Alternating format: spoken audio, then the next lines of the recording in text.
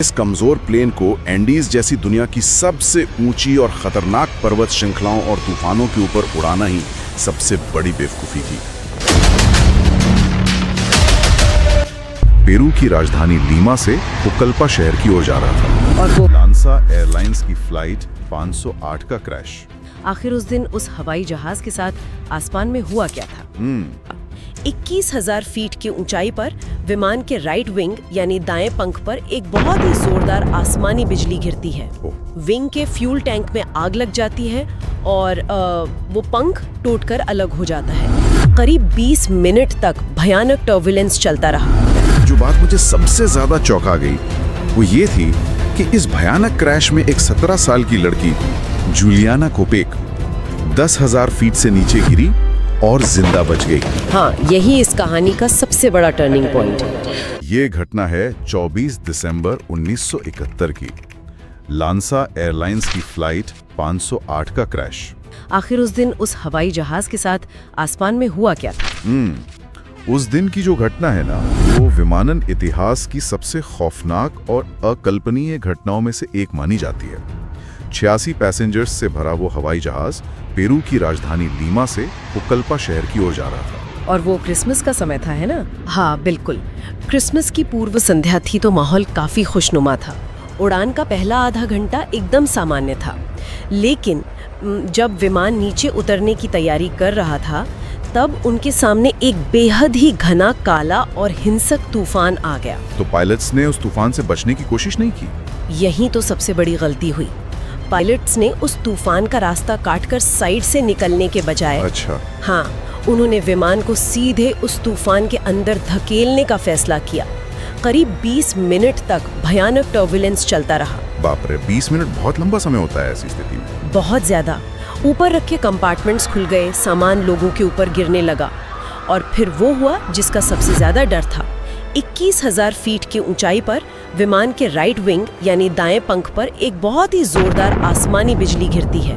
Wing के fuel tank में आग लग जाती है और वो पंख टूटकर अलग हो जाता है। और एक पंख के बिना तो मतलब कोई भी कमर्शियल प्लेन उड़ान भर ही नहीं सकता। बिल्कुल नहीं भर सकता। इसके कुछ ही सेकंड बाद 10,000 फीट की ऊंचाई पर गुरुत्वाकर्षण और हवा के दबाव के कारण वो पूरा का पूरा हवाई जहाज हवा में ही ताश के पत्तों की तरह टुकड़ों में बिखर जाता है। जो बात मुझे सबसे ज्यादा चौंका गई वो ये थी कि इस भयानक क्रैश में एक 17 साल की लड़की जूलियाना कोपेक 10,000 फीट से नीचे गिरी और जिंदा बच गई। हाँ, यही इस कहानी का सबसे बड़ा टर्निंग पॉइंट है। लेकिन उस दौर में लांसा एयरलाइंस की रेपुटेशन इतनी खराब थी कि लोग मजाक में स्पेनिश में उसे लांजा दे पांजा कहते थे। लांजा दे पांजा, इसका क्या मतलब हुआ? इसका मतलब होता है पेट की बल गिरना। अरे बाप रे, ऐसा नाम? हाँ, और जिस विमान का इस्तेमाल हो रहा था लॉकहीड इलेक्ट्रा, वो एक टर्बो प्रोपेलर विमान था जिसे अमेरिका में रेगिस्तानी इलाकों के लिए डिजाइन किया गया था। मतलब वो पहाड़ों या तूफानों के लिए नहीं बना था? बिल्कुल नहीं। इसके पंख आधुनिक विमानों की तरह लचीले नहीं थे। तूफान के झटके सहने के लिए पंखों का थोड़ा बहुत मुड़ना या फ्लेक्सिबल होना बहुत जरूरी होता है। लेकिन इस विमान के पंख बहुत कठोरता से जुड़े हुए थे। इस कमजोर प्लेन को एंडीज जैसी दुनिया की सबसे ऊंची और खतरनाक पर्वत श्रृंखलाओं और तूफानों के ऊपर उड़ाना ही सबसे बड़ी बेवकूफी थी। विनाश तो तय ही था, लेकिन वापस उसी सवाल पर आते हैं। C-19F पर बैठी जूलिया ने 10,000 फीट से नीचे गिरी, फिर भी वो जिंदा कैसे बची? देखिए, पहला कारण था उस तूफान के अपड्राफ्ट्स। अपड्राफ्ट्स ये कैसे काम करते हैं? जब बहुत तेज तूफान आता है ना, तो हवाएं सिर्फ ऊपर से नीचे की तरफ नहीं चलती, बल्कि जमीन से आसमान की तरफ भी हवा के बहुत तेज और शक्तिशाली झोंके बहते हैं। इन्हें ही अपड्राफ्ट्स कहते हैं। अच्छा, तो हवा नीचे से ऊपर धक्का दे रही थी? बिल्कुल। इन अपड्राफ्ट्स ने जुलियाने के गिरने की रफ्तार यानी उस टर्मिनल वेलोसिटी को काफी हद तक धीमा कर दिया। क्या बात है! मतलब प्रकृति का जो तूफान उस विमान के लिए काल बन गया था, उसी तूफान की हवाओं ने उस लड़की को नीचे गिरने से रोक रखा था। सही कहा आपने। दूसरा बड़ा कारण था उसकी सीट। जुलियाने जिस 3 सीट्स वाली रो में बैठी थी, वो प्लेन से एक साथ अलग हो गई थी। बीच की और किनारे की सीट खाली थी। हवा में गिरते समय वो सीट्स की पूरी रो जुलियाने के वजन की वजह से एक हेलीकॉप्टर के पंखों की तरह तेजी से गोल गोल घूमने लगी।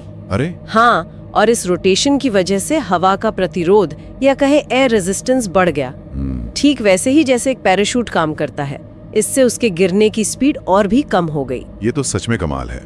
और तीसरा कारण क्या था? तीसरा और सबसे निर्णायक कारण था अमेज़न का घना जंगल। अमेज़न के पेड़ 100 फीट ऊंचे होते हैं। ऊपर से देखने पर ये पत्तियों और मोटी बेलों का एक बहुत ही घना जाल होता है, जैसे कोई चादर बिछी ना। बिल्कुल। तो जब जुलियाने नीचे गिरी तो वो सीधे कठोर जमीन पर नहीं गिरी, बल्कि इन घने पत्तों और बेलों के जाल ने एक बहुत ही मुलायम गद्दे की तरह, एक कुशन की तरह काम किया। ये बेलें टूटती गईं और उसके शरीर की गति को धीरे धीरे सोखती गईं। ये सचमुच अद्भुत है। आप ड्राफ्ट्स, हेलीकॉप्टर की तरह घूमती सीट्स और फिर प्रकृति का गद्दा। भौतिकी और प्रकृति का एक ऐसा तालमेल जो करोड़ों में एक बार होता है। लेकिन 10,000 फीट के इस पतन से बचना तो सिर्फ शुरुआत थी। असली संघर्ष, जिसे शायद मौत से भी बदतर कहा जा सकता है, वो तो जमीन पर गिरने के बाद शुरू हुआ। हाँ, असली कहानी तो जमीन पर ही शुरू होती है। उसकी कॉलर बोन टूट चुकी थी, घुटने में भारी मोच थी, एक आंख पर गहरी चोट थी जिससे वो सूजकर पूरी तरह बंद हो चुकी थी। और उसका चश्मा भी खो चुका था, है ना? हाँ, चश्मा खो चुका था। और सबसे खतरनाक चीज, उसे गहरा कंकशन था। कंकशन। जो लोग इस मेडिकल टर्म को नहीं जानते उनके लिए मैं बता दूं कि कंकशन का मतलब है कि गिरने के झटके से उसका दिमाग उसकी खोपड़ी के अंदर जोर से टकराया था। बिल्कुल। इसकी वजह से उसे चक्कर आ रहे थे, सोचने समझने की शक्ति कुछ देर के लिए सुन्न पड़ गई थी और वो बार बार बेहोश हो रही थी। एक 17 साल की लड़की के लिए सोचिए, जो अभी अभी एक खौफनाक विमान दुर्घटना का शिकार हुई है, जिसकी माँ उसी प्लेन में थी और अब लापता है, और जो खुद भयंकर दर्द में है। मानसिक स्थिति तो एकदम टूट चुकी होगी। बिल्कुल। जंगल की डरावनी आवाजें, उमस, बारिश का कीचड़ और दूर दूर तक किसी इंसान का नामो निशान नहीं। ये स्थिति किसी भी मजबूत से मजबूत इंसान को दिमागी रूप से तोड़ने के लिए काफी है। यहाँ पर एक बहुत ही दिलचस्प बात आती है। अगर हम आम लोगों से पूछें तो ज्यादातर लोगों के दिमाग में ये गलत फहमी होती है कि अगर कोई इंसान किसी घने जंगल में फंस गया है तो वहाँ खाने पीने की तो कोई कमी नहीं होगी। हाँ, ये बहुत बड़ा मिथ है। लोगों को लगता है कि ढेरों जंगली फल होंगे, कंद मूल होंगे। ऐसा लगता है जैसे जंगल में कोई बुफे लगा हुआ है। लेकिन अमेज़न जैसे रेन फॉरेस्ट की असलियत तो इसके बिल्कुल उलट है ना? एकदम अलग। अमेज़न का जंगल इतना घना है कि ऊपर पत्तों की छतरी बन जाती है, जिसे कैनोपी कहते हैं। इस कैनोपी की वजह से सूरज की रोशनी जमीन तक पहुंच ही नहीं पाती। तो जमीन पर कुछ उगता ही नहीं होगा। सही कहा। जंगल का निचला हिस्सा हमेशा अंधेरे और नमी में डूबा रहता है, और जहां धूप नहीं पहुंचती वहां जमीन पर फल या पौधे पनप नहीं सकते। खाने लायक जो पाम फ्रूट्स होते भी हैं, वो 60 से 70 फीट ऊंचे पेड़ों की चोटियों पर लगते हैं। और वहां चढ़ना तो एक स्वस्थ इंसान के लिए भी वहां चढ़ना नामुमकिन है। घायल जुलियानी की तो बात ही छोड़ दीजिए। तो इसका मतलब नीचे जमीन पर सिर्फ खतरा था, भूख थी और मौत थी। और यहीं पर इस पूरी घटना का सबसे अहम मोड़ आता है। जुलियाने का पृष्ठभूमि ज्ञान, उसका बैकग्राउंड। उस एनालिसिस में ये साफ तौर पर बताया गया है कि वो कोई आम शहरी लड़की नहीं थी। हाँ, उसकी परवरिश ने यहाँ बहुत बड़ा रोल निभाया। वो प्रकृति से अनजान नहीं थी। उसने अपने माता पिता, जो दोनों पेशे से जूलॉजिस्ट यानी जीव विज्ञानी थे, उनके साथ अमेज़न के ही पिंगुआना रिसर्च स्टेशन में 3 साल बिताए थे। और यही अनुभव उसके और मौत के बीच की सबसे बड़ी ढाल बना। जरा सोचिए, उस पूरी यात्रा में 11 दिनों तक उसके पास खाने के लिए सिर्फ एक चीज थी। वो कैंडीज का पैकेट। हाँ, विमान के मलबे से मिला कैंडीज का एक छोटा सा पैकेट, जिसमें सिर्फ 30 कैंडीज थी। बस 30, 11 दिनों के लिए। बिल्कुल। लेकिन उसने अपने ज्ञान का इस्तेमाल किया। उसे रास्ते में कुछ मशरूम मिले जो दिखने में खाने लायक लग रहे थे, लेकिन उसने उन्हें नहीं छुआ। क्यों? क्योंकि उसे पता था कि जंगल में बिना जानकारी के कुछ भी खाना मौत को दावत देना है। वो मशरूम जहरीले हो सकते हैं। सिर्फ 30 कैंडीज के सारे 11 दिन गुजारना, बाप रे। लेकिन कैंडी से भी ज्यादा जरूरी थी वो रणनीति जो उसके पिता ने उसे सिखाई थी, पानी को फॉलो करो। बहुत ही महत्वपूर्ण नियम। ये सुनने में बहुत ही साधारण लगता है, लेकिन ये सर्वाइवल का सबसे तार्किक और अचूक नियम है। बिल्कुल। इसके पीछे का विज्ञान और भूगोल बहुत स्पष्ट है। अमेज़न में बारिश बहुत होती है। जुलियाने ने पानी की छोटी बूंदों और ढलान को फॉलो किया। गुरुत्वाकर्षण हमेशा पानी को नीचे की ओर ले जाता है। हाँ, छोटी धाराएं बड़ी धाराएं बन जाती हैं। सही कहा। पानी की छोटी धाराएं मिलकर एक बड़ी स्ट्रीम बनाती हैं। वो स्ट्रीम किसी नदी में जाकर मिलती है और जहाँ बड़ी नदी होती है, मानव सभ्यताएं, गांव या बस्तियां हमेशा उसी के किनारे विकसित होती हैं। ये बहुत ही शानदार प्रेजेंस ऑफ माइंड था। ये रणनीति उसने अपनाई, लेकिन अमेज़न में बहते पानी के किनारे किनारे चलना कोई सैर सपाटा नहीं था। हरगिज नहीं। ये रास्ता सिर्फ शारीरिक चुनौतियों का ही नहीं था, बल्कि एक भयानक मनोवैज्ञानिक युद्ध बन चुका था, साइकोलॉजिकल वॉरफेयर। जैसे जैसे दिन बीत रहे थे, प्रकृति अपना खौफ दिखा रही थी। इस सफर में एक पल ऐसा आता है जो रूह कंपा देता है कि चलते चलते जुलियाने को रास्ते में विमान की सीट्स की एक और रो मिलती है, जिसमें 3 पैसेंजर्स मृत अवस्था में थे। वो दृश्य उसकी कल्पना करना भी मुश्किल है। वो लोग इतनी तेजी से जमीन पे गिरे थे कि उनके सिर 3 फीट नीचे जमीन में धंस चुके थे। सिर्फ उनके पैर हवा में लटक रहे थे। एक 17 साल की घायल लड़की के लिए ये दृश्य दिमाग सुन्न कर देने वाला था, लेकिन यहाँ उसका प्रेजेंस ऑफ माइंड देखिए। उसे लगा कि उनमें से एक महिला शायद उसकी माँ हो सकती है। कोई भी बच्चा यही सोचेगा उस हालात में। बिल्कुल, कोई और होता तो शायद वहीं चीख चीख कर पागल हो जाता, लेकिन उसने हिम्मत जुटाई। उसने एक लकड़ी उठाई और उस मृत शरीर के पैरों को टटोला, ये देखने के लिए कि क्या उस महिला ने नील पॉलिश लगाई है, क्योंकि उसकी माँ कभी नील पॉलिश नहीं लगाती थी। जी, और जब उसने देखा कि उन नाखूनों पर नेल पॉलिश थी, तब जाके उसे थोड़ी राहत मिली कि कम से कम वो उसकी माँ नहीं है। एक तरफ सड़ती हुई लाशें और दूसरी तरफ अपने लिए एक छोटी सी उम्मीद तलाशना, ये दिखाता है कि उसने अपने डर को खुद पर हावी नहीं होने दिया। अगर हम इसे एक बड़े नजरिए से देखें तो हाँ बताइए। तो ये घटना दर्शाती है कि इंसान का दिमाग एक्सट्रीम स्थितियों में खुद को कैसे ढाल लेता है। डर अक्सर हमें पंगु कर देता है, पैरालाइज कर देता है, लेकिन जुलियाने ने उस डर को एक टूल की तरह, एक अलर्ट सिस्टम की तरह इस्तेमाल किया। वो कैसे? उदाहरण के लिए रास्ते में उसे गोलियात बर्ड ईटर जैसी मकड़ी मिली। ये दुनिया की सबसे बड़ी मकड़ियों में से एक है, इतनी बड़ी कि ये छोटी चिड़ियों को खा जाती है। एक आम इंसान उसे देखकर भागने लगता या चिल्लाता, जिससे वो और खतरे में पड़ जाता, लेकिन जुलियाने ने अपने ज्ञान का इस्तेमाल किया और चुपचाप एक सुरक्षित दूरी बनाए रखी। और खतरा सिर्फ जमीन पर ही नहीं था। जब पानी की धारा गहरी हो गई और उसने नदी के बीच में तैरना शुरू किया, तो उसका सामना एक विशाल एलिगेटर्स हुआ। हाँ, पानी में एलिगेटर।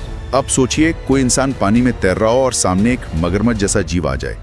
कोई भी समझदार इंसान पानी से बाहर भागने की कोशिश करेगा, लेकिन जुलियाने को अपनी जूलॉजिस्ट पिता की सिखाई बात याद थी। एलिगेटर्स आमतौर पर पानी के अंदर इंसानों पर हमला नहीं करते, वे तट पर हमला करते हैं। वो घबराई नहीं, बल्कि शांति से उसी नदी में बहती रही। लगातार भूखे रहना और कॉलरबोन का भयंकर दर्द, अब शरीर हार मानने लगा था। हाँ, 10 दिन बहुत होते हैं। और शरीर के साथ साथ मानसिक संतुलन भी डगमगाने लगा था। जूलियन को अब हेलुसिनेशंस यानी भ्रम होने लगे थे। उसे लगता था कि नदी के किनारे घरों की छतें हैं। उसे मुर्गियों की और लोगों के बोलने की आवाजें सुनाई देती थीं। तो वो उस दिशा में जाती होगी? वो खुश होकर उस दिशा में जाती, लेकिन वहाँ सिर्फ पेड़ और सन्नाटा होता। ये लड़ाई अब सिर्फ उस घने जंगल से नहीं थी, बल्कि उसके खुद के टूटते हुए दिमाग से थी। और सबसे खौफनाक हिस्सा जो मुझे इस पूरी कहानी में लगा, वो थे उसके घाव। हाँ, वो वाकई रोंगटे खड़े करने वाला है। उसके हाथों में और पीठ पर जो कट लगे थे, उन पर जंगल की बटरफ्लाई नाम की मक्खियों ने अंडे दे दिए थे। अमेज़न में बहुत आम है। बहुत आम है, हाँ। उन अंडों से अब मैगेट्स यानी कीड़े निकलकर उसकी त्वचा के अंदर पनप रहे थे और उसका मांस खा रहे थे। उसे वो कीड़े अपनी त्वचा के अंदर रेंगते हुए महसूस होते थे। उफ। यह एहसास कि कोई इंसान अभी जिंदा है और कीड़े उसे अंदर ही अंदर खा रहे हैं, इसकी कल्पना मात्र से ही पसीना आ जाता है। और आखिरकार 10वें दिन, जब उसकी आखिरी बची हुई उम्मीद भी पूरी तरह से खत्म हो रही थी, जब उसे लग रहा था कि अब वो जिंदा नहीं बचेगी, तब एक वाकया इस पूरी कहानी को पलट देता है। 10वें दिन नदी के किनारे उसे कुछ ऐसा दिखाई दिया जिस पर उसे पहले यकीन ही नहीं हुआ। एक मोटर बोट। हाँ, उसे लगा कि ये भी उसके टूटते हुए दिमाग का कोई और भ्रम है। उसने कई बार अपनी आंखें मली, उसे छुआ, लेकिन नाव वहीं थी और उसी के पास एक छोटा सा कच्चा रास्ता ऊपर एक लकड़ी की झोपड़ी तक जाता था। और उस झोपड़ी में कोई इंसान तो नहीं मिला, लेकिन वहां एक ऐसी चीज रखी थी जो उस वक्त जुलियाने के लिए किसी अमृत से कम नहीं थी। 1 गैलन पेट्रोल। यह दृश्य इस पूरी घटना का शायद सबसे दर्दनाक, लेकिन उसके प्रेजेंस ऑफ माइंड का सबसे बड़ा सबूत है।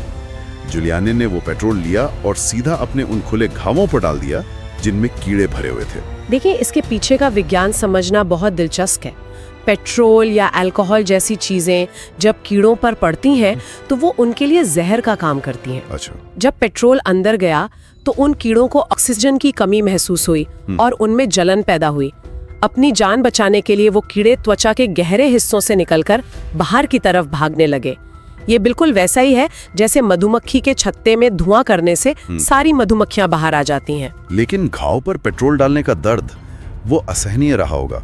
पेट्रोल डालती ही उसे ऐसा भयानक दर्द हुआ होगा जो शब्दों में बयां नहीं किया जा सकता, क्योंकि वो कीड़े बचने के लिए और अंदर मांस में घुसने की भी कोशिश कर रहे थे। बिल्कुल। लेकिन उसने अपने दांत भींच लिए और हिम्मत नहीं हारी। एक एक करके उसने अपने उस खुले घाव से 30 कीड़े बाहर निकाले। जरा सोचिए, एक 17 साल की लड़की 10 दिन से भूखी प्यासी टूटी हुई हड्डी के साथ खुद अपनी सर्जरी कर रही थी। अकल्पनीय हिम्मत है ये। इसके बाद वो उसी झोपड़ी में लेट गई और अगले दिन 11वें दिन आखिरकार 3 स्थानीय लोग वहां पहुंचते हैं। लेकिन यहाँ कहानी में एक बहुत ही अजीब और दिलचस्प सांस्कृतिक पहलू जुड़ जाता है। जब उन 3 स्थानीय लोगों ने अपनी झोपड़ी में जुलियाने को देखा तो वो उसे देखकर खुश नहीं हुए या मदद के लिए नहीं दौड़े। तो क्या हुआ? बल्कि वो बुरी तरह डर गए। डर गए? एक कमजोर सी लड़की से? हाँ, क्योंकि अमेज़न की माइथोलॉजी में, वहाँ की लोक कथाओं में याकू मामा नाम की एक जल देवी या कहें विशाल एनाकोंडा का जिक्र है। अच्छा, याकू मामा। जूलियानी की हालत उस वक्त बिल्कुल वैसी ही लग रही थी। कंकशन और थकान की वजह से उसकी आंखों की ब्लड वेसल्स यानी खून की छोटी छोटी नसें पूरी तरह फट चुकी थीं, जिससे उसकी आंखें एकदम लाल और डरावनी लग रही थीं। 11 दिन पानी में रहने से उसकी त्वचा सफेद पड़ चुकी थी, कपड़े फटे हुए थे और शरीर पर गहरे घाव थे। उसे उस हालत में देखकर उन्हें लगा कि ये कोई जल देवी है या जंगल का कोई शैतान है जो उन्हें श्राप देने आया है। तो शुक्र है कि जूलियाने को स्पेनिश बोलनी आती थी। जब उसने देखा कि वो लोग डर रहे हैं तो उसने अपनी सारी बची खुची ताकत बटोरी और उन्हें स्पेनिश में अपना नाम बताया। भाषा ने यहाँ उसकी जान बचा ली। हाँ, उसने उन्हें बताया कि वो लांसा फ्लाइट 508 के क्रैश की सर्वाइवर है। तब जाकर उन लोगों को यकीन हुआ कि वो कोई शैतान नहीं बल्कि एक इंसान है जिसे मदद की जरूरत है। इसके बाद उन लोगों ने तुरंत उसकी मदद की। उसे फरीना यानी भुना हुआ कसावा का आटा खिलाया, उसके घावों को अच्छे से साफ किया, बचे हुए कीड़ों को निकाला और अगले दिन उसे नाव के जरिए पास के गांव ले गए। फाइनली वो सुरक्षित जगह पहुंच गए। हाँ, वहां से उसे एयरलिफ्ट करके बेहतर इलाज के लिए ले जाया गया। इस तरह 11 दिनों तक अमेज़न के उस ग्रीन हेल में मौत से आंख मिचौली खिलने के बाद आखिरकार वो वापस दुनिया में आ गई। 11 दिन? बिना किसी उपकरण के, बिना सही खाने के, एक खौफनाक जंगल में। ये कहानी यहाँ सुनकर एक हैप्पी एंडिंग की तरह लग सकती है कि चलो जूलियाने बच गई। जब इन्वेस्टिगेटिव टीम आखिरकार उस क्रैश साइट पर पहुंची तो उन्हें वहां मिले सबूतों से ये पता चला कि सिर्फ जूलियाने ही वो अकेली पैसेंजर नहीं थी जो इस 10,000 फीट के क्रैश में जिंदा जमीन पर पहुंची थी। ये सुनकर तो रोंगटे खड़े हो जाते हैं। क्रैश के तुरंत बाद कम से कम 14 और लोग भी थे जो जिंदा बच गए थे। एक मिनट, क्या 14 और लोग जिंदा थे 10,000 फीट से गिरने के बाद? हाँ, वो 14 लोग भी शायद उसी तरह अपड्राफ्ट्स और घने पेड़ों की वजह से जिंदा बच गए थे। लेकिन अफसोस की बात यह है कि वे सभी लोग अपनी जगह पर ही बैठे रहे। लेकिन वो बचे क्यों नहीं? उन्होंने चलने की या बाहर निकलने की कोशिश क्यों नहीं की? देखिए, इसके पीछे एक मनोवैज्ञानिक कारण है जिसे नॉर्मलसी बायस कहते हैं। ये इंसान के दिमाग का एक डिफेंस मैकेनिज्म है। नॉर्मलसी बायस? हाँ, जब कोई बहुत भयानक या अकल्पनीय घटना घटती है तो हमारा दिमाग उसे प्रोसेस ही नहीं कर पाता। दिमाग खतरे को नकार देता है और हमें लगता है कि सब कुछ ठीक हो जाएगा। वे 14 लोग भयंकर सदमे में थे। तो वो बस इंतजार करते रहे? वे वहीं बैठे रहे, रेस्क्यू टीम का इंतजार करते रहे। उन्हें लगा कि कोई तो उन्हें बचाने आएगा और उसी इंतजार में घाव, संक्रमण, भूख और जंगल के खतरों के कारण उन सभी 14 लोगों ने वहीं बैठे बैठे तड़प तड़प कर अपनी जान दे दी।